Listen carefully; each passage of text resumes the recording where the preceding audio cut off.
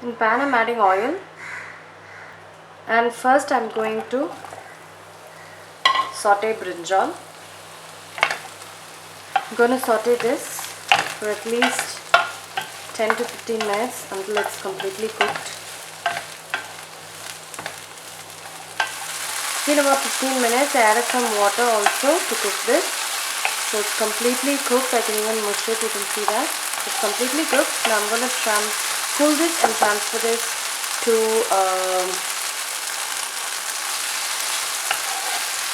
a mixie. In the same pan I'm adding little oil. I'm adding mustard seeds, Urad Dal, Chana Dal, and then dry red chillies, Asafoetida, and I'm going to saute this till the Chana Dal and Urad Dal turns brown.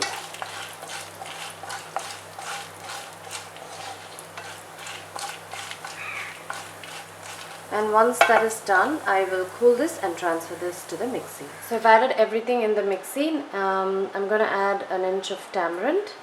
Then finally, rock salt. I'm going to grind this to a fine chutney. So yes guys, Brinjal chutney is done.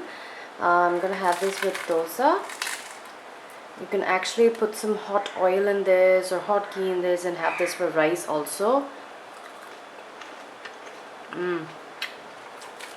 Really good.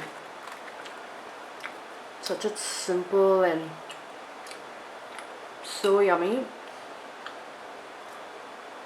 So such a different and healthy chutney.